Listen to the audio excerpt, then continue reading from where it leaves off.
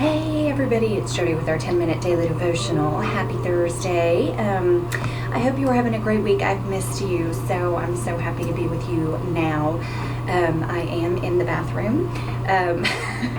So hey, thanks for joining.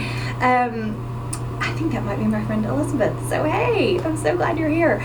But yes, I am in the bathroom of my condo because we have 16 people in this house and 4 more that come in and out. And so I have to come somewhere where I can lock the door and turn a fan on. So I know that, hey Deb, thanks for joining. So I know that I can kind of be alone with you guys and the Lord. So please don't judge me that I'm sitting in a bathroom right now. So with that, yesterday I got on, and so for those of you that saw the Instagram, you might have seen a minute clip, and I realized I didn't end up posting it because it was very loud. But what I loved about yesterday and the day before is that I just had run 3 miles and I was in this gorgeous scenery. So for those of you on Instagram, you can go look at it. Don't judge the way that I look, but just you can watch it. And it's so beautiful, and it's such quiet, peaceful time with God. So it was really awesome. And what I talked about is how the day before I was sitting on the beach by myself for about 30 minutes and just having time to spend with God. And it made me realize that I do a lot of short times with God throughout the day, but not a lot of dedicated time where I just spent 30 minutes kind of talking with Him and kind of just meditating and thinking, and no music, no listening to anything. And I realized how much I miss that, and I need to try and incorporate that more into my life. It's hard when we are busy, mom, working full time and all of that. It's hard. So we have to make a real effort to do that. So with that being said, let's just jump right in. One more thing I wanted to say. I always have so much because we haven't been together in a couple of days, but right now I'm reading this book called A Severe Mercy. A Severe Mercy. So it's for my Bible study group. We decided for the summer we would just read a book.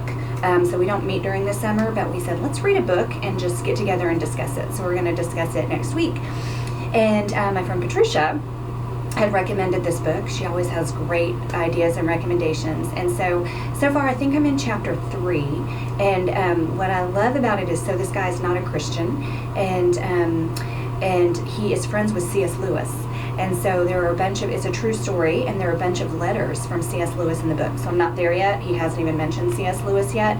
But right now he talks about how he's not a Christian. And it's from the beginning, that his wife passes away, the main character in the book. But the first 3 chapters are all about their love story and how much they love each other. And it has given me great ideas of how to connect better with my husband. And all of the ideas, like the way that he writes it, they're so in love. Even though they don't know Jesus, they don't love Jesus, they're just so in love with each other.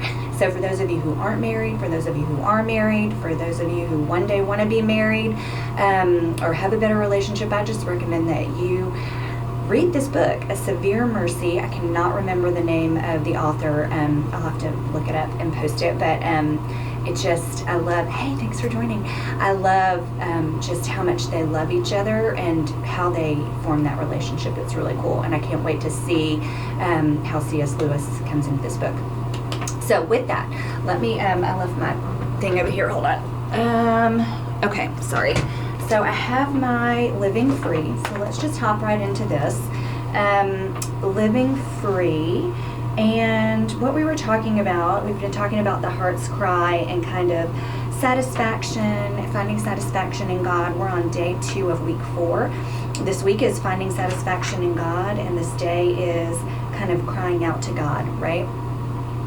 And finding satisfaction. So obstacles on our road to freedom, unbelief, pride, and settling for satisfaction with anything else. So we've been talking about through this day, do we find satisfaction in other things other than God, and really trying to dig deep into our lives to think about what other things are we finding satisfaction in outside of God. So in thinking through that, let's read a little bit about this and see what Beth Moore has to say. So she says, the mystery I will never fully understand is why we would trade God, the only source of genuine satisfaction, for worthless idols that can never satisfy. Yet that transaction calls to you and to me every day of our lives. So let's think about that for a minute and think about, why would we trade God for other worthless idols? And I think sometimes we don't realize we're doing it. Think about your life and think about, why would you trade God for these other worthless idols? And what are they? A nice house, a nice career, perfect children. Like, there are so many different things, a car. A lot of times I think about money immediately, but I also know that there are so many others. So why would we do that? Why would we trade God for other worthless idols? And I think how we overcome that is the more time we spend with God every day, the more we realize that we're doing it, right? So let's keep reading. Therefore, we need a very simple goal for our satisfaction. We must recognize that God and God alone can satisfy. We must unmask the false gods to which we are drawn. We must confess our unfaithfulness for the idolatry it is and seek Him only. So I think that, for me, I know that God and God alone can satisfy. And so I think that idols for me just creep in sometimes and I don't even realize it. And then when I do realize it, like when I'm working too much or putting too much focus on my career, when I do realize it, sometimes it gets hard to turn back around. And that's why, you've got to continually be in communication with God, right? Toward that end, we need to use scripture prayers every day of our lives. The Bible is filled with passages about the goodness of God. These passages feed the truth we need reinforced. She's going to give us a verse in just a minute, but one thing I wanted to mention is, I mentioned to you, I guess 2 weeks ago, that I've started reading the Bible again, and in the YouVersion is an app, and I've been listening to it, which is so awesome. So I've been doing it while I've been running, and I'm reading Numbers right now. I'm doing it chronologically. And right now I'm in Numbers, and it's so interesting. I talked about this the other day, and I got some help from Deb and Connie about Moses, the name of the main character. But what's interesting about it to me is that they're wandering in the desert, and the Israelites keep complaining to God. So they will be like, God, we don't have meat. We're so tired of manna. We don't have meat to eat. And God will send them quail. And then they'll be like, oh, but now we don't have water. Why did you pull us out of Egypt where we had whatever we needed? And it's these constant complaints to God. And it's over and over again. And I look at them and I'm like, you guys, God is providing for you every time. What is wrong with you? And then I know, so someone just walked in the room. And then I know that it is most likely the same for me. And I do the same thing over and over, right? So, anyway, it kind of throws off my concentration. Yes? No, not right now. Give me 5 minutes, okay? Wait, I'm in the bathroom, dude. Okay, so give me 5 minutes. Okay, sorry. This is why it's hard to do this in a house. Okay, I'm in the bathroom and they're asking what am I doing, which I guess, okay. Anyways, here we go.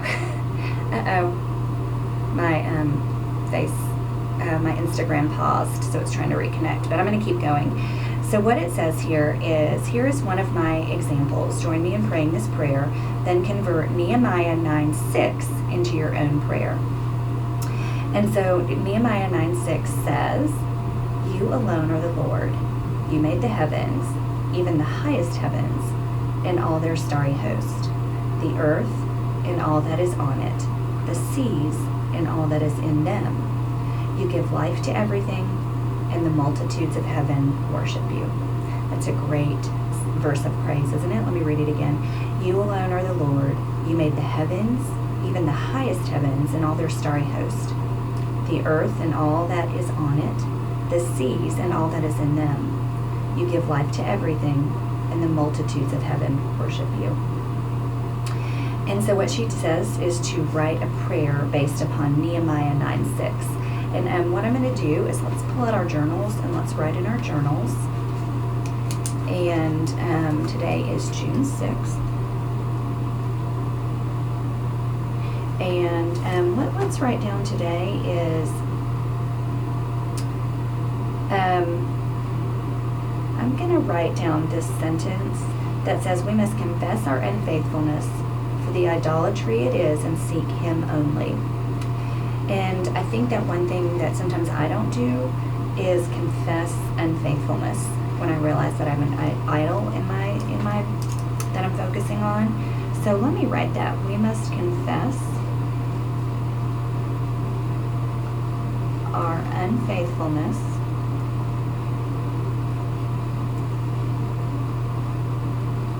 for the idolatry it is.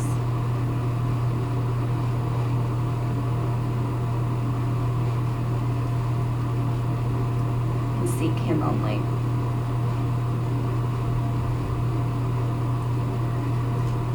We must confess our unfaithfulness for the idolatry it is and seek Him only.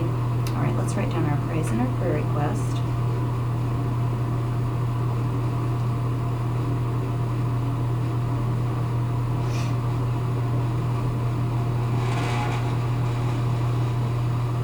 All right, awesome. So what I'm going to do is I'm going to pray this prayer that she wrote based on Nehemiah 9:6, and then pray a little bit more on my own. So it says this. My Father, I acknowledge that you are the Lord Almighty. You are the first and you are the last, and apart from you there is no other God. Make me witness to the fact that there is no other rock but you. Enable me to say with full assurance, I know not one. And dear Lord, we just thank you for this time together. Thank you, God, that despite vacation we can come together to worship you. And despite distractions and all of that, you are the Lord Almighty. Please help us to remember that we need to spend focused time with you every day, constantly, all throughout the day, and not only short times, but long times as well.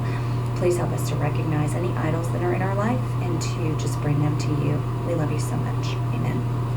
All right, awesome. I hope that you have a great day, and I cannot wait to see you tomorrow, hopefully. I'm sorry for the my Instagram paused, so that is not going to be a good way to hear today, but hopefully you can go out to the podcast.